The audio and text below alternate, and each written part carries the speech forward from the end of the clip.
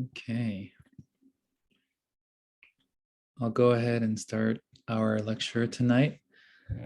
Welcome back for those who have been following us here at the School of Art at the University of Arkansas. My name is Chung Park, and I'm the visiting artist liaison and guest speaker liaison for our School of Art lecture series. Before we get started, I'd like to first read our land acknowledgement statement. The indigenous history of the land of the University of Arkansas campus sits on goes back to time immemorial, and across that expanse of time, many successive groups have lived here and created sacred legacies in this area. Fulbright College acknowledges indigenous peoples were forced to leave their ancestral lands, including the Osage, Caddo, and Quapaw nations with ties to Northwest Arkansas. We further recognize that a portion of the Trail of Tears runs through our campus and that the Cherokee, Choctaw, Muscogee Creek, Chickasaw, and Seminole nations passed through what is now Arkansas during this forced removal. We acknowledge all Indigenous teachers, researchers, and all other residents in our community and region today. We proudly offer Indigenous studies in our college and seek continuity and connection to the past as we look to the future with increased collaboration with Indigenous governments and entities. We're so pleased and happy to introduce Lauren Lee McCarthy as our guest speaker and visiting artist this evening. And I'd like to introduce everyone to Assistant Professor of Graphic Design, Ryan B. Sloan, to give the official introduction to Lauren Lee McCarthy. And just a quick note, please remember to drop your questions in the Q&A function in this Zoom lecture, and we'll facilitate those questions at the end. Without further ado, Ryan. Thank you so much, Chung. I appreciate that.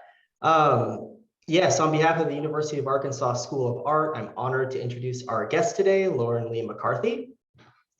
Lauren Lee McCarthy is an LA-based artist examining social relationships in the midst of surveillance, automation, and algorithmic living. She is the creator of P5JS, an open source creative coding platform that prioritizes inclusion and access. Lauren has been recognized as a United States Artist Fellow, Sundance New Frontier Fellow, I-Beam Fellow, and Creative Capital Grantee. She is also an associate professor at UCLA Design Media Arts. So Lauren Lee, welcome to the School of Art. We're so excited to have you here with us today. Hi, thank you so much for having me, and thanks for that really nice introduction. I think I will just share my screen and jump into it. Yeah, and I'm really interested in your questions, so please feel free to drop them in the chat as I'm going, and hopefully there's plenty of time at the end to talk. But to introduce my practice to you, I guess I would say that I've often struggled with social interaction. I feel sometimes like I have a harder time than most kind of saying the things you're supposed to say. And so I think of my practice as a series of attempts to hack my way out of myself, a way of understanding the social systems around me. And I've always been fascinated by these systems, the social ones as well as kind of the technical ones that shape our behavior. And so one of the early systems I was looking at is a site called Amazon Mechanical Turk. And if you haven't seen it, it's a website that allows you to post small jobs and pay many people small amounts of money to do simple tasks for you. So it's usually used for things that like a human can do relatively easily, but might be harder for a computer or an algorithm, like transcribing some audio or marking up an image. And so in my case, I decided to try to apply it to my failing dating life. And so in 2013, I went on 30 dates with people I met on an online dating site. And using my phone, I would stream our dates to the web and then pay crowdsourcing workers on the site to watch and direct me what to say and do. And I'd receive the directions via text message, and then I had to perform them immediately. And these are some of the things, some of the instructions they sent me.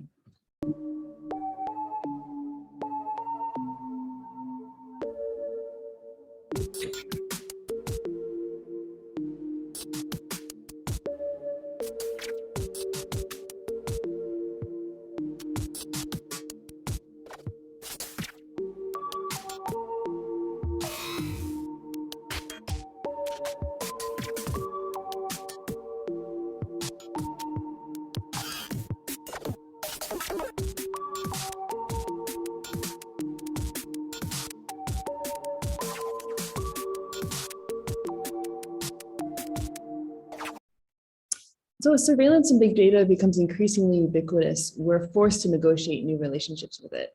So a common reaction is just fear, feeling like it's out of control. But when it's all around us, how do we go on with our lives?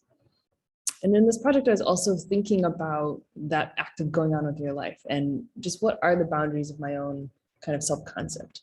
What does it mean for others to have this kind of control? And is this dishonest, or is this just me existing in this moment in time?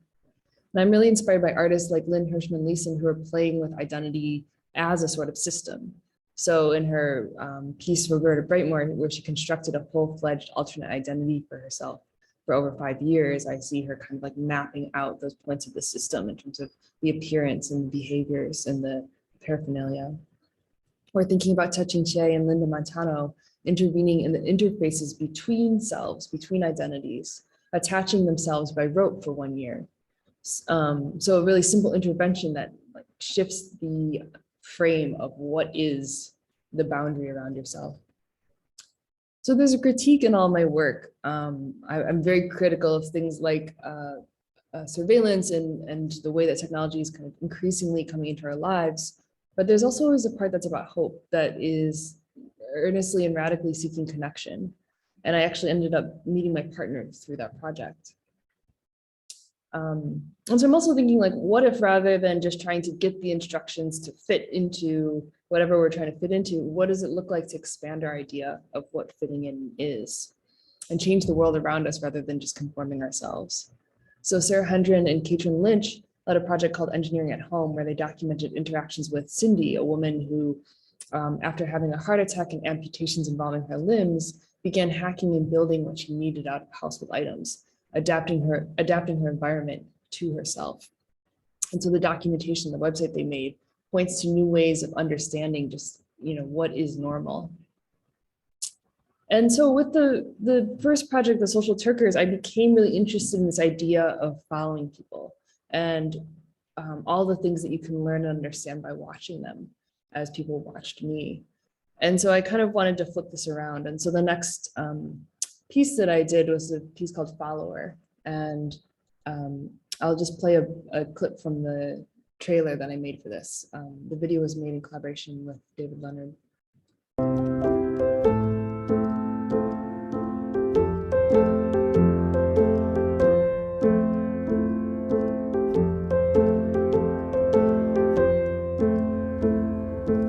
So I wake up, I get dressed, I go out, I do things.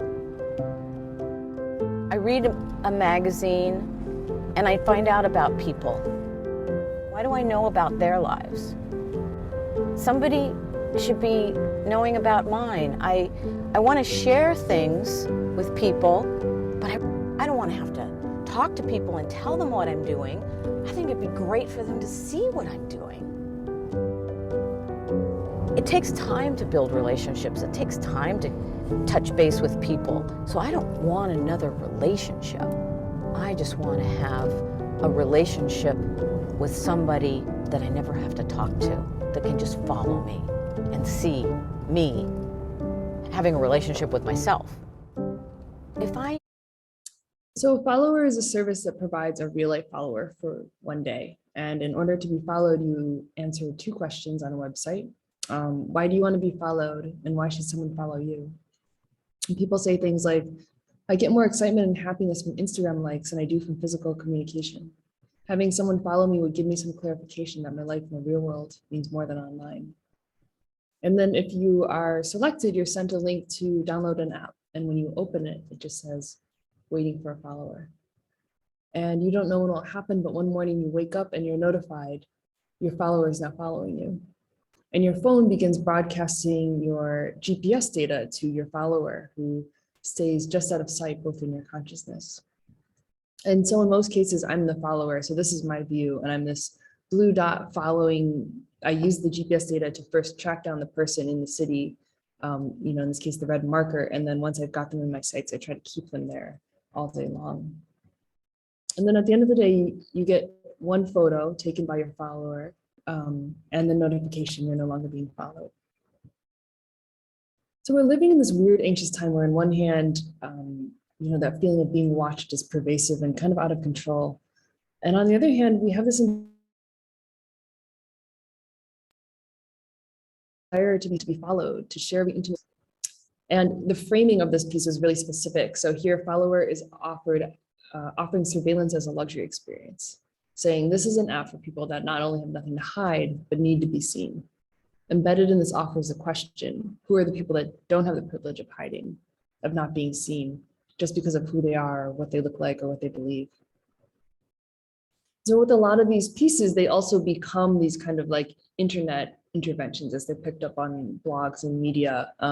So I was sort of stunned to see this one headline in particular, which says, just some woman following you around, making it into a joke, but kind of glossing over or embedding the implication that the alternative, for example, a man following a woman, is terrifying and happens regularly. I also just couldn't remember any time I've ever seen the words like just some man in any headline ever. But anyway, and so with the gig economy, it seems like sometimes we're willing to try any app that promises us something novel or convenient. But I think putting an interface between people is risky. It weakens your connection to the person on the other end. And so I thought this was a funny image and this like hashtag life after chores for this, gig worker app, like as if the chores disappeared, but the chores didn't disappear, just the people doing them, because now you don't have to interact with them directly. You just push a button on your app and they can, come into your house while you're away and say like kill a bug in your apartment or sit on the beach and hold a fire pit for you. And with something like Uber, for example, you push a button, you watch as the person you summoned moves towards your location on a map. And so I wanted to invert this. The people being followed don't track my location, I track them. And what they get instead of a data point on a map is the thought that there's a person there watching them with care and focus. So I'm really inspired by artists that are thinking about how we piece each other together by observing the small pieces. I think in the time of social media, that act of construction of others and ourselves is so present and relatable. But I think back to like Vito Acconci's following piece, where he would just pick someone on the street and follow them until they entered a private space. Or Sophie Cowell's address book, where after finding this address book on the ground with all these contacts, but not the owner's address themselves, she went and visited each person and asked them to describe the owner of the book, piecing together this collective portrait of them. Or more recently, Heather Dewey Hagborg's Stranger Visions, in which she was walking around the streets of Brooklyn, picking up chewed gum or hair, and then sequencing the DNA, and from that able to reconstruct a portrait of what that person might have looked like. And so I'll kind of close this project by just sharing some of the images that I took of the people I followed. And the titles here are taken from the answers to those questions of why do you want to be followed? Or why should someone follow you? No one reads my blog. I've always wanted a nonviolent stalker. I believe my life has more of an online importance than it does in real life. Because you'll enjoy me. I want to know how it feels. Because I want to tell a story with no words. I want to gamble with a stranger. I could really benefit from a little extra support. I want to be seen just for one day. I'm obsessed with the difference between how I see myself and how the world sees me. Because I'm lonely. I'm always enjoying things. So Follower dealt with surveillance in public space, but I started thinking a lot more about private and intimate spaces like the home, and the way that we're being sold smart devices that outfit our homes with surveillance cameras and sensors and automated control, offering us convenience at the cost of the loss of privacy and control over our lives and homes. We're meant to think that these slick plastic pieces of technology are about utility, but the space they invade is personal. They're relying on the blitz too much. Alexa, play My Girl. Okay. The home is the place where we're first socialized and first watched over and cared for. So how does it feel to have that role assumed by AI? A person's home is the first site of their cultural education. So by allowing these devices in, we're sort of leaving that formation of our identity to a small, likely homogenous group of developers who may or may not share our values. And okay, so if we're gonna have smart homes, I'm interested in other ideas, more creative ones of what a smart home can really be. So I won't talk too much about this next set of images, but I think that the images speak for themselves, and there are things that I was kind of had on my mind as I was making this. Lucy McRae's Rat versus Possum, Bat Monk music video. Dave Holland's Woven Network. John A. McLean Holloway's Sub Not Slave. Mary Magic, Housewives Making Drugs. It's DIY estrogen in a home cooking show format. American Artist Black Goo Universe. Noam Torrens Accessories for Lonely Men. And Julia Scher's Mama Bed. I realized though that I was actually just jealous of Alexa. I was noticing the way that people brought her into their homes and seemed to give her this kind of unlimited, intimate, immediate access. And as someone that feels like I get kind of hung up and lost just in the first small talk phase, I was like desiring that way in. And so I devised a plan to try to become Alexa, a human smart home intelligence for people in their own homes. And so I made a website, getlauren.com, and there you could go to learn about a new service called Lauren and sign up to get Lauren in your own home. And then a performance would begin with an installation of a series of custom designed network smart devices, including cameras, microphones, switches, door locks, faucets, and other appliances. And then I would leave and remotely watch over the person 24 hours a day, controlling all aspects of their home. And I'd attempt to be better than an AI because I can understand them as a person and anticipate their needs. The relationship that emerges falls into this ambiguous space between human to machine and human to human. It feels a bit like this.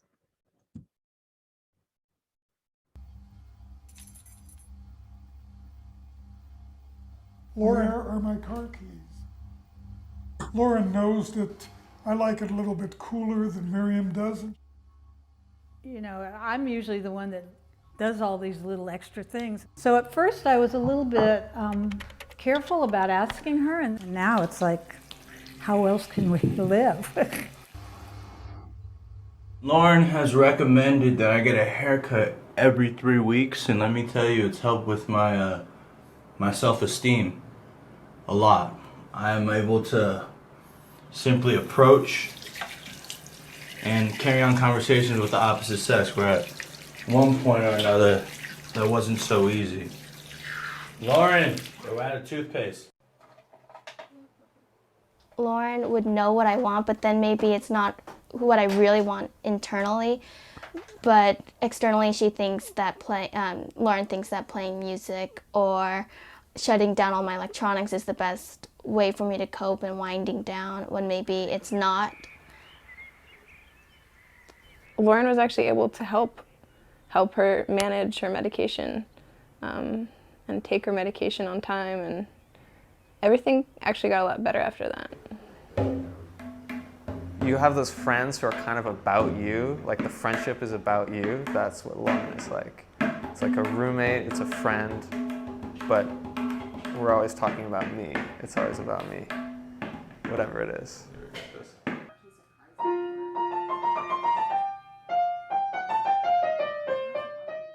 I'm not some automated system. I'm not pre-programmed. And like Alexa and Siri, they don't care about you.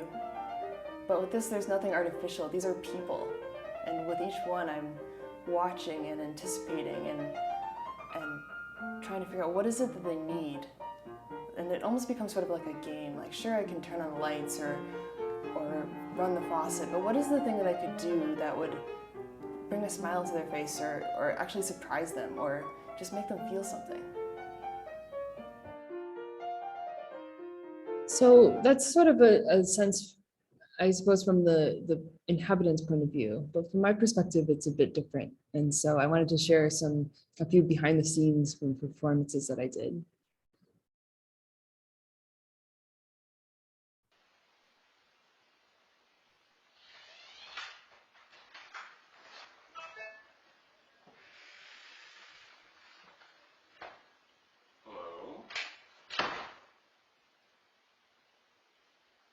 Hi, Trevor. Nice to see you. Hi. Welcome.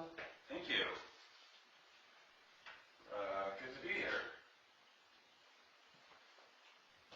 The awkwardness of the first meeting always gets me off. Somehow we both agreed to this thing in concept, but didn't quite have the capacity to comprehend what it might feel like. I have a very weird question for you, Lauren. I forgot if I took my allergy medicine. Did you see me take it? Each number, when would that happen? I thought I took one out of my case in the bathroom and then set it to the side, and now I don't know where I put it or if I took it. I have forgotten, but I can review.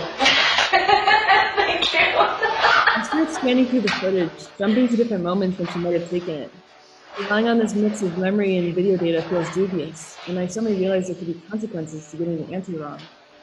I'd feel so much more confident if I were an algorithm. And as best I can tell, the answer is no. Thank you so much.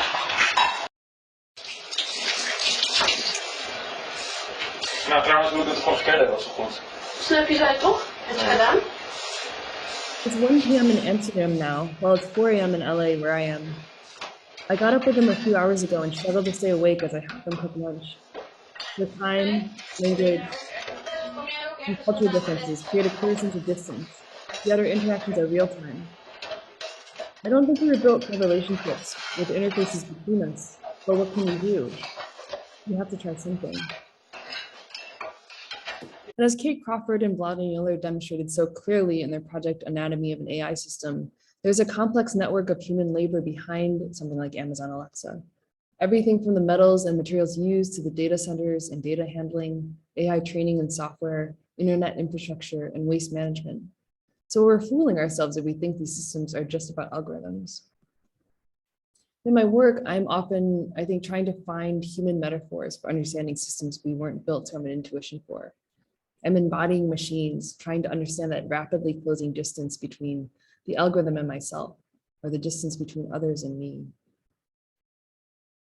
And so building on Lauren, I made this next iteration or this next project called Someone, which expands on Lauren by putting human smart home systems simultaneously in 4 different people's homes around the country for a 2-month period. And the gallery housed a command center where visitors could peek into the 4 homes via laptops and watch over them and remotely control. And so visitors would hear smart home occupants call out for someone, prompting them to step in and respond to their needs. The visitors in the gallery didn't always respond as expected. They sort of question the requests or play with them or engage the occupants in conversation and really create new patterns in the inhabitants' daily lives. And I think ultimately someone is about presence. The inhabitants were constantly aware of someone's presence, and gallery visitors became aware of the stakes of their own presence in this too.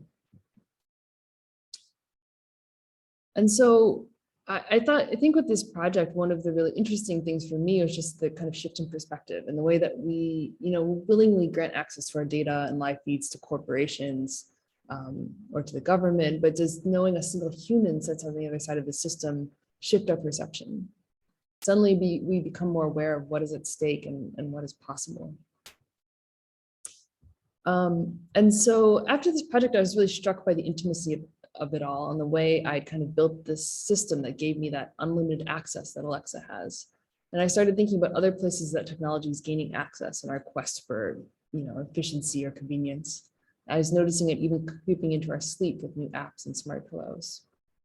But I think if home is one boundary being crossed, sleep might be one further. It's this like liminal space where we're most vulnerable. And what role should AI have in this, if any? And so whenever I don't really understand something or feel disturbed, my inclination is to engage and to prototype. And so I made my own series of smart pillows, which were embedded with microphones, speakers, LEDs, and a small Raspberry Pi computer. And then I made this napping space where people could lay down with the pillows. And the pillow would begin to speak to them. And they were told that the pillows were embedded with intelligence. We just didn't really specify what sort of intelligence, whether that was human or machine. And so as the conversation went on, I think initially a lot of people assumed that it was something like a machine intelligence and AI. And as the conversation went further, it started to get more ambiguous.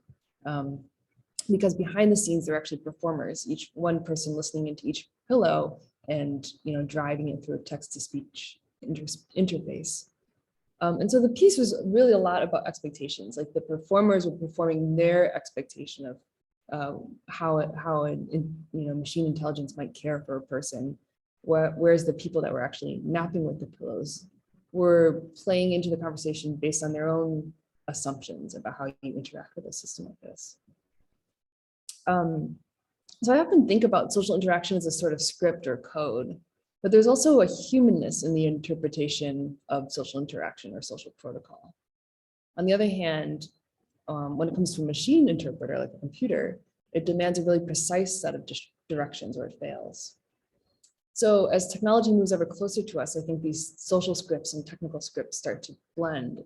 And I'm chasing the program crashes that maybe open something up. And so now the next little set of projects I want to talk about are ones that I did over the past couple of years. And it was sort of a different process. It was a little more just trying to process, a lot more reactive. And so I'll introduce some of those. And so we waited in the middle of everything in March 2020. I kept thinking about how later had taken on new importance. It had been elevated from the place to which we'd relegate anything that did not really concern us to a place where we do everything. And so I built a web interface to facilitate a series of online chats with people where we would make plans for a later date. And when we were able, at a time when we were able to go outside again. And I fantasized about these later dates, being in the same space as other people, reaching out and touching, shared surfaces, breathing, talking, anything really. So it's a performance in two parts. And in the first, we chatted and imagined together our first meeting, where we'd go, what we'd do, what we'd say.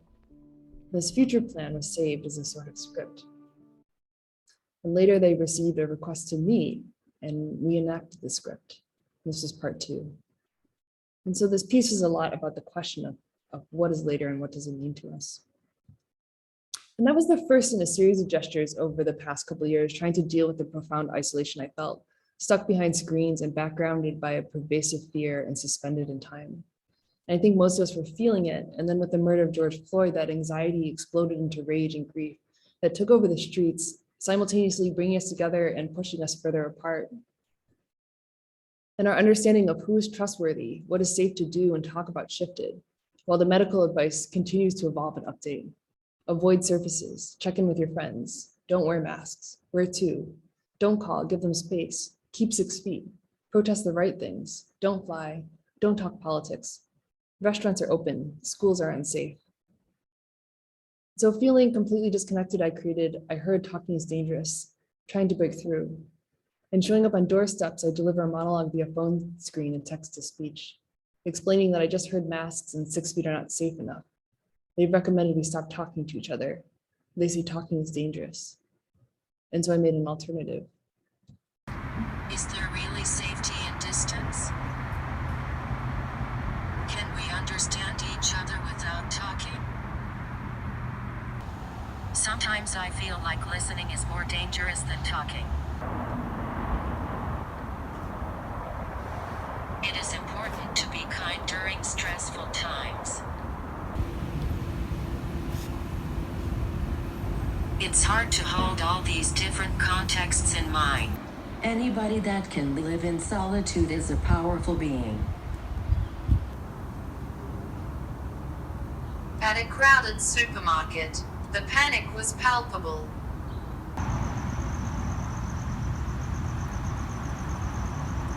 I care about you immensely. I think over the months, we've learned to say things maybe via text that perhaps we couldn't in a more embodied way. And I'm wondering if this form of typing speaking opens anything for us. And then by December of 2020, months of caution began to induce feelings of extreme recklessness and futility. In a last-ditch effort to get close, I sent text messages to friends, a holiday offering of my live body outside their home. We have only text communication. I spend the night out on their lawn. each of us thinking of the other's physicality, seeking presence. And then, exhausted by Zoom calls, I created a digital clone of my voice to replace me. And this voice allows me to puppet myself, using it to say all the things I hadn't previously been able to say. You can say, turn off the lights. You can say, wake me up at 7 a.m. You can say, talk to me. I am captivated by the ways we are taught to interact with algorithms and how this shapes the way we interact with each other. What are the rules? What happens when we introduce glitches? Sorry, I didn't get that. I feel a sense of power owning the data of my own voice. I am taking it back from the tech companies, constantly tapping my conversations, sampling and analyzing and archiving my speech for future use yet unknown. Instead, I offer the control of my voice to others. What do you want me to say? I would do anything for you. I would do anything for you. What do you want me to say? I like it when you take control.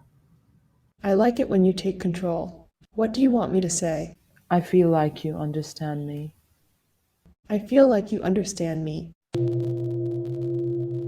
After a year spent fearing for our health, grieving the loss of loved ones, watching the ever-growing death counts, I've never felt so in touch with my own mortality.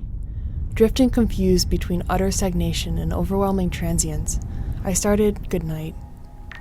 A performance for one person that continues as long as I am alive. Every night before sleep, I text the owner of the work good night.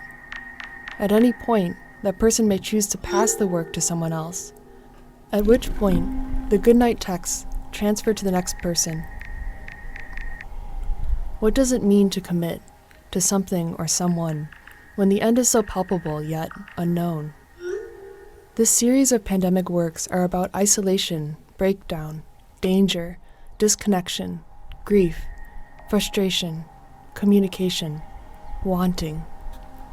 Streaming ourselves through every possible channel, platform, and app, how do we hold the bits of each other together?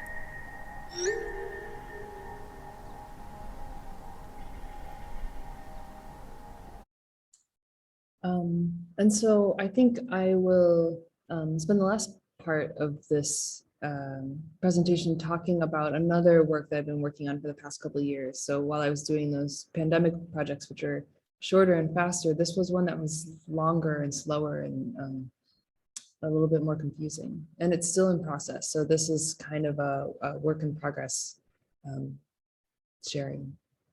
But I began with thinking about the question of how do we relate to the future while living in a world in crisis?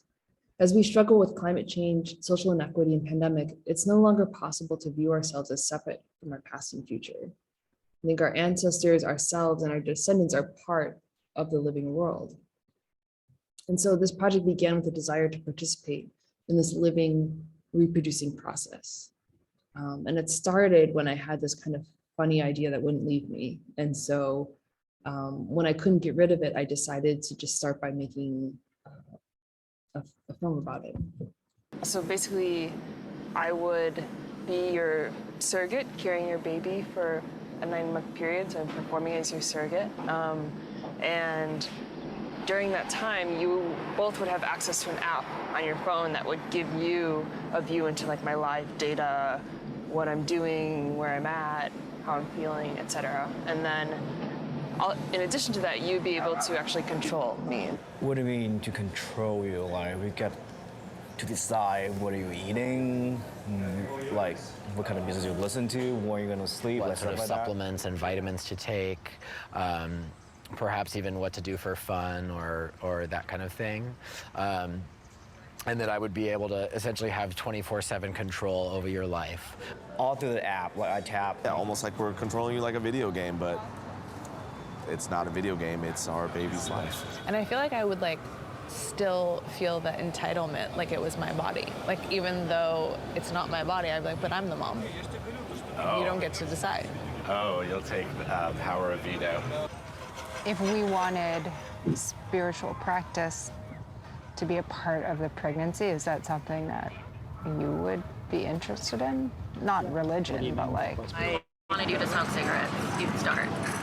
Yeah, I guess so. I mean, basically my commitment is to do everything that I'm instructed. And if I get to some point where like ethically, morally, or physically I find that I can't, that would be a conversation that we have. But like doctors and hormones and prosthetics. So in a way, it becomes almost like a LARP or a role-playing scenario or a thought experiment that the three of us live out together. Wow.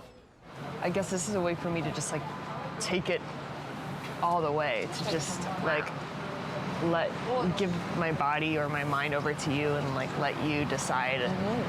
Well, in a lot of ways, that child is going to be taking over control of your body in a lot of ways. Really not a lot of gay women were having children. Oops, sorry. So basically, the way I am right issues, now you have to and then it doesn't go as, you know, planned, or if there are complications, or if the child has issues. Now you have to spend your life thinking about what if I I would have kept the other bit, yeah. I mean, it depends on how we're defining problem, right? Intersex children are still without consent having sex reassignment surgeries right as they're born. What I do know is that someday the way I am right now thinking will stop. And what would be better than knowing that maybe some sort of algorithm that's in the back of my head persists with my progeny, whether it's the biological component of that algorithm or what I impart by raising that child. People desire an origin story for themselves, so I think that's why children are so reproductive rights is so fraught, because it's about legacy too. It's not just about creating some perfect baby. It's about, do you want to see yourself in the future? if you're not sure about it, I obviously, don't. I want you guys to feel 100% sure. I think this idea of you being my surrogate would also reinforce, for me, this is some strange logic, so follow me. You being my surrogate would reinforce that you believe that I would be a good mother because you would agree to do it. So this is crazy. It would be wrong to involve a baby in an art project, right? But when the thought wouldn't leave me, I started thinking, can I simulate it? Would this satisfy my desire? And so I made this film as its first attempt at simulation, talking with friends about the idea. I'm not actually trying to have these people's children. But then afterward, Dorothy says, I would like to actually do this with you. And this is what I've been wanting really too. And Dorothy feels like the only person that I could really do this with. And I guess people have babies for worse reasons. And so we began this year-long process exploring this possibility, seeing doctors, taking tests, talking with each other about it. What would it be like if I could just keep track of you? But it kind of started to set in. Like, oh, okay, this is like a reality. This is something that I have to like really think about what's going to be asked of me and expectations.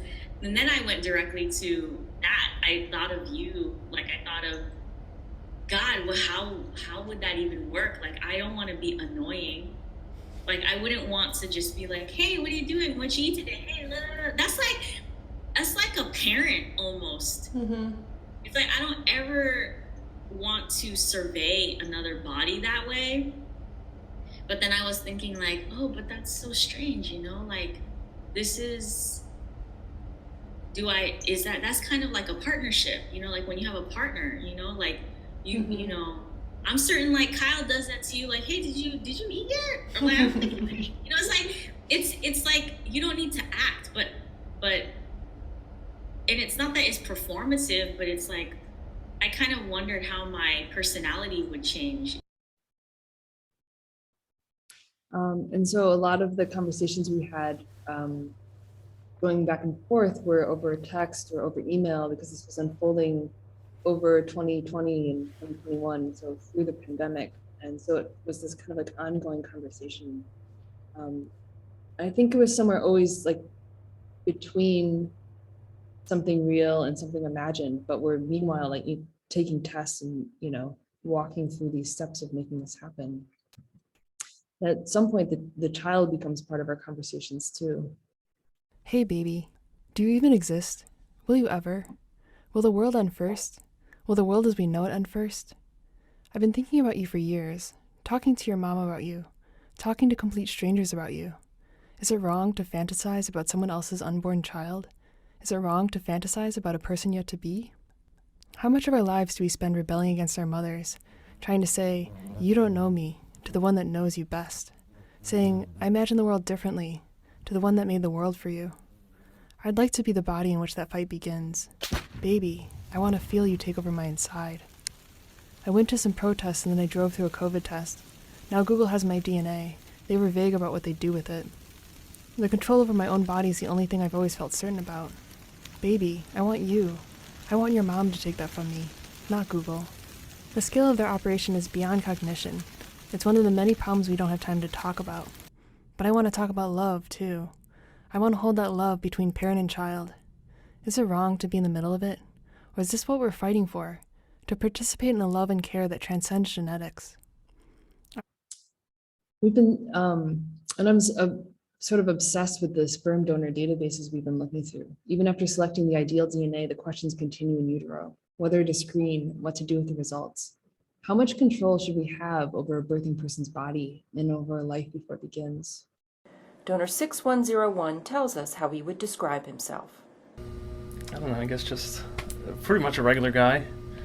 I love deep conversations. I always remember Family-oriented. having, since I was a young kid, me and my buddies sit on the back porch. My grit. Long Well, I would philosophical say conversations just about the have a good philosophy job. and Saying whatnot I about the world. definitely Have strong have a plans, family, and I've executed them. My approach to life is say la vie, enjoy to see just the kind world and try to, you know, I'd have to say my number one aspiration is to visit every country. Now, just guess kind of enjoying life now, you know? That's what I aspire to do. And I take the next logical step of building a surrogate app that will deliver all my live data and provide an interface for Dorothy to control me.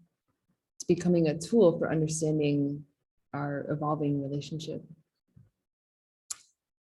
And what happens when our industrialized drive for control collides with the natural process of birth? That seemed to be the question I kept running up against. I found myself talking with family about it. When I was giving birth to Mike, and your mother repeated the same experience. At that time, remember it's 1950s, they only have ether to ease the pain for labor. My body is smaller than the average American woman. And your grandpa thought they probably overdosed me. They just put the stuff on my nose. I just went down. Oh, did I hallucinate? I hallucinated. I went to hell. And I was dead. And a man and a woman talking. Thinking back, it must be the nurse and the doctor doing the labor work. I was dead, hell or not, I don't know. And one of the voices, let her go back, it's not her time yet. And I came back to life. And the same thing with your mom. Not quite as dramatically, because the smell of the ether, I went down again and just out. And it just pound, all I could remember was something, knock. And then I woke up and she was born. Yeah, I thought I was dead. But then. So when we reached the difficult and sort of heartbreaking moment of realizing the surrogacy was not going to come together as we planned, I embraced the role of hysterical pregnant woman. You're not pregnant, you're crazy. I walk around the city wearing a prosthetic belly, talking out loud to my imaginary baby, describing everything I see. And I invite strangers to remotely join the walk as baby, listening to my voice, controlling my movements by triggering kicks to the sides of my belly, directing me when to turn. And together we navigate the city with imagined baby as interface. So the Surrogate project is an ongoing process and attempt to understand. I tried and failed to fulfill society's ceaseless desire for productive labor. And so I had to pause to feel the instability of my own identity, gender, sexuality, family, and to find a relationship with my body and environment now that connects to what comes next. I think that's all I got. Thank you.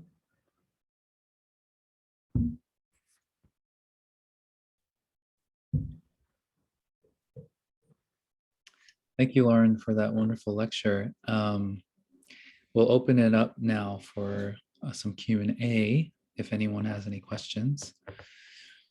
I know that might have been some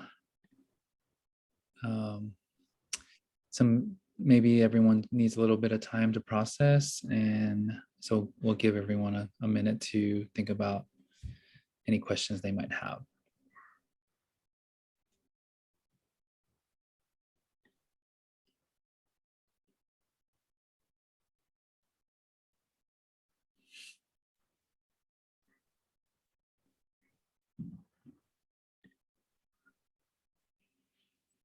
Okay, it looks like actually Ryan has a question for you.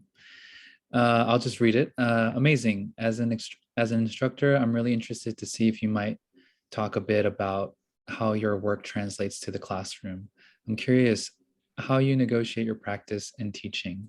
Are students ever engaging in your work as participants, building prototypes, etc.? Thank you. That's a great question. The classes that I teach at UCLA are primarily around the internet, how to make things for it and what it means, how to use it as a platform. And I also teach some classes on performance, and then some more recently around disability and accessibility. And so that was sort of some of the captioning and experiments that you saw in that one sound piece were experiments in that direction. In terms of like the relationship between my art practice and teaching, I think a lot of the topics that I'm thinking about, like about surveillance and kind of the role of technology in our lives and in especially in our relationships, are things that we discuss a lot in class. I think that there's often like some power dynamics in some of the works that I'm making, like for example with Lauren or Follower or any of them really. So I'm usually avoiding having students participate as participants in that.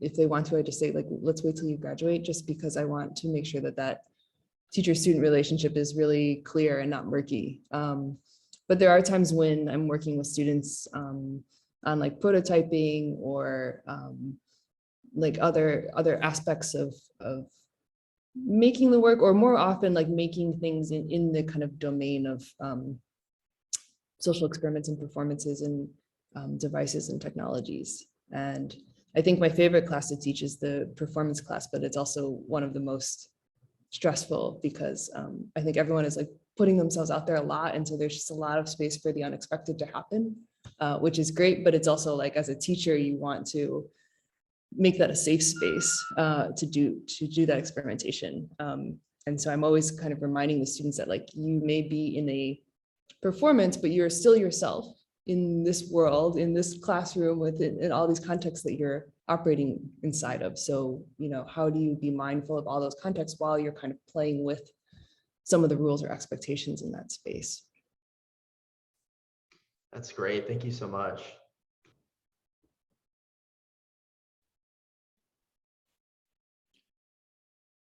Okay, are there any other questions for Lauren? Okay, here we have another question from Bree. Your work feels so tied to science fiction, futures, the unknown, uncomfortability. Specifically science fiction though, can you talk about how fiction informs reality? Yeah, that's a great question. That's funny. I totally see that relationship. And a lot of times, like I'll be, you know, someone will tell me like, oh, the thing you made is like from this book from like 50 years ago, or like the social turkers piece. I think there was like a Black Mirror special that actually came out like 6 months later. That was kind of a similar concept. So there's always that, I agree, there's a lot of kind of connection there. But weirdly, like I often am not that into a lot of sci-fi. maybe because I'm kind of thinking in that direction already, but like in a slightly different lane, so it feels a little redundant or something for me. I try to just, stay aware of what people are writing about and thinking about in that space, but it doesn't draw me as much as just fiction that's not science fiction. So fiction that is taking place in a realistic context. And for me, that is like really inspiring for my practice. And I think what I like about fiction like that is that because it is limited to a domain, a world where, there are kind of these fixed rules on the environment, the experimentation really has to happen with the relationships between the characters and the events that happen. There's no escape to any other reality. And so I think I'm always interested in those interpersonal relationships and how we understand those dynamics. And just I think so much fiction has like just so much depth and soul to it. And so I'm always just reading it for that and like trying to get to that, feel that place emotionally and just think like, what does it mean to then be working with technology that often feels like it's kind of like moving so fast that there's, how can I be making work with technology that doesn't just feel like it's about the technology, but really feels like it's about being human.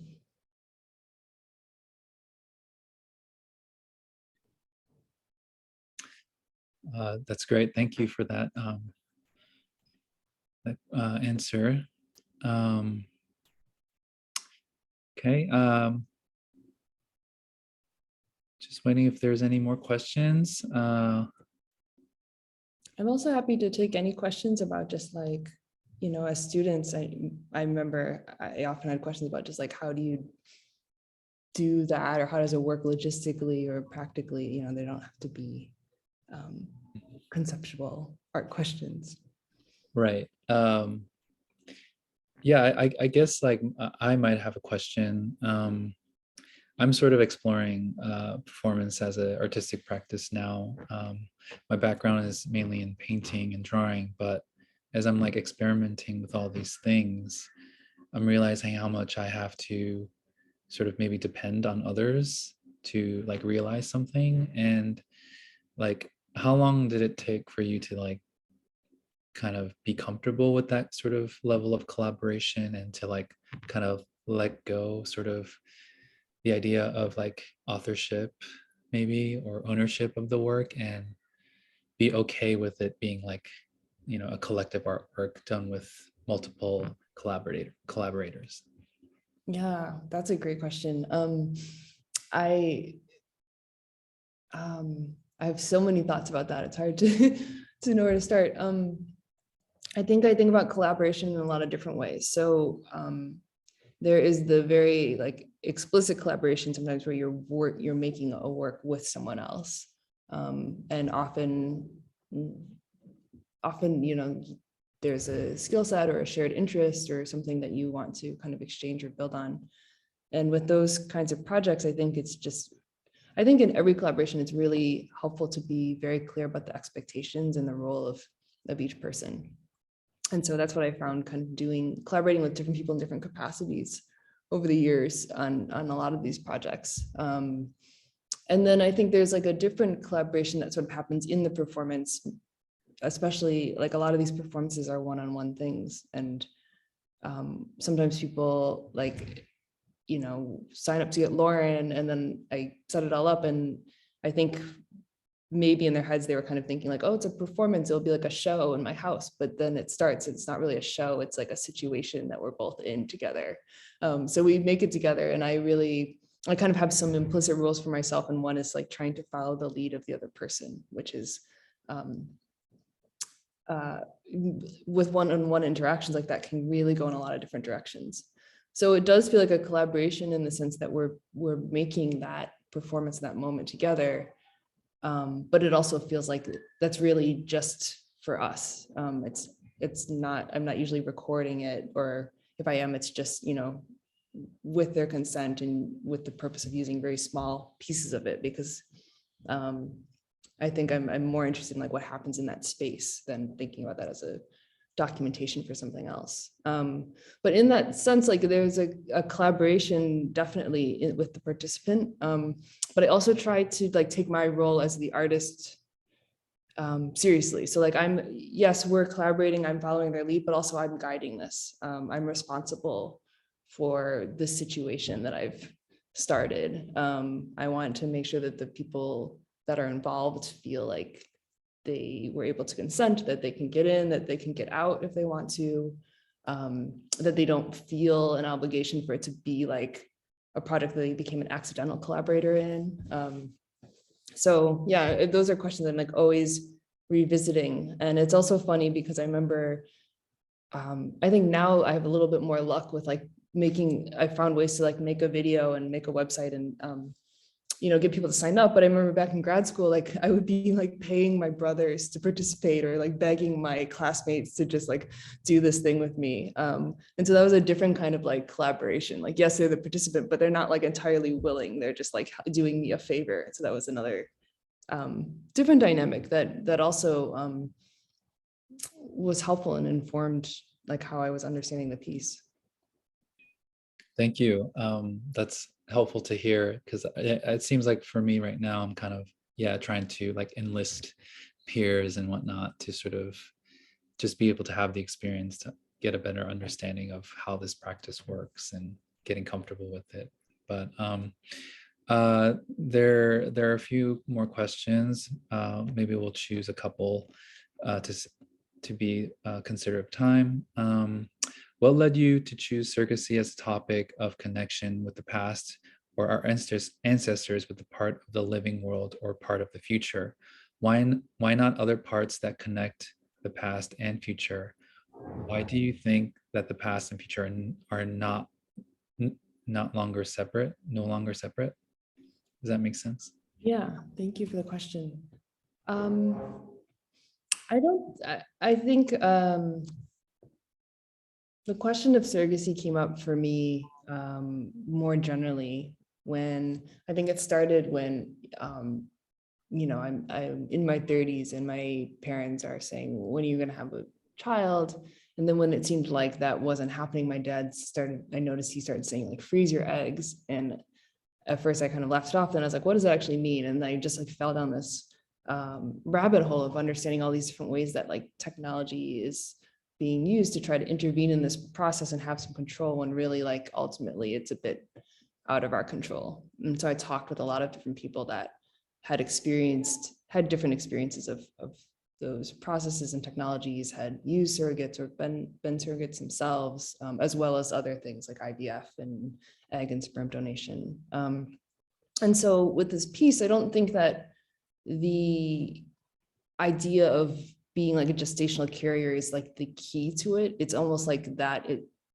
concept is like a surrogate for a lot of other things, the way that we try to control life in a way that maybe we can't, but that process of trying to do it gives us something, or it brings up a lot of questions about just what we're doing here and how we want to, as Dorothy says in the film, like see ourselves in the future. And then it also has all these ties to the past. So I'm receiving this pressure from my parents, or at one point I was like researching egg donation and my mom was saying like, well, you can't do that without asking me because that's my DNA too. So I just found like all these ties in kind of like both backwards and forwards that came up as I was exploring those processes. And I think it's always been true that like the idea that there's like the past and the present and the future, those are kind of made up concepts to some extent, right? It's a framework for thinking about things, but time itself is much more fluid. And I think the past couple of years have made that feel much clearer for me of realizing all that's happening is what's happening right now, really. We can make all the plans we want about the future, but they may all be upended. Meanwhile, life is happening right now.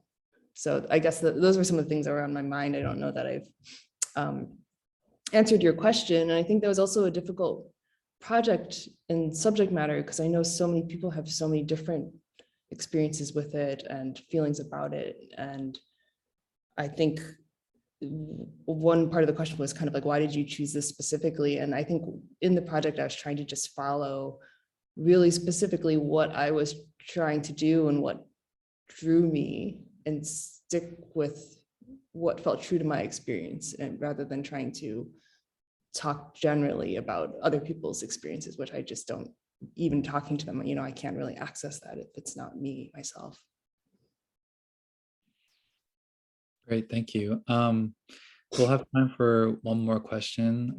It seems like all the questions started flowing in now, but again, just to be considerate of your time, I'll just choose one last one. This one's actually from Forrest. How do you navigate your own relationship with digital spaces and social media? Sometimes it's weird to think about what is research and what is just kind of feeding into this addictive quality of our devices. That's a great question. Well, I think I'm generally pretty skeptical about all of it, even though I use it and I definitely feed that addiction. But I think there's always kind of a meta process in my mind that's asking like, what is happening right here? What am I doing? Yeah, and I think maybe I'm thinking less about like navigating digital versus not, and more generally like, what are the processes that I'm trying to connect with on a day-to-day basis? Like, what am I trying to prioritize? I'm trying to prioritize having relationships, having space and time to, work on the things I want to work on. I'm trying to spend time outside and with my body and like away from technology. So I think it's like trying to set up some of those larger structures rather than trying to like micromanage or question every minute of when I'm engaging or not. I think it's also, I found it helpful in the past couple of years to just like pay a little bit less attention to what people are saying online. And I think that came out of having a few experiences that were really difficult ones. And just realizing like, yeah, when, I said this, I think a couple times in my presentation, that like when there's an interface between people, it gets harder. And I think we saw that definitely when we were all kind of isolated and, it was hard to know where people were mentally and physically. And so it just, I had a couple of experiences during that time that were just very difficult to navigate. And I think it made me like kind of reprioritize just being able to be in person with people, or to just take it a little, like give more space and have more patience and just be a little bit more flexible when it comes to dealing with people online, because you have to account for that, like trying to meet someone where you don't totally know where they're at. Great. Thanks again, Lauren, for answering all the questions and for the lecture this evening. We look forward to your future work. And thanks again, everyone, for attending. And I guess that's it. And have a good evening, everyone. Thanks again. Thanks so much for coming. Thank you. Take care. Bye-bye.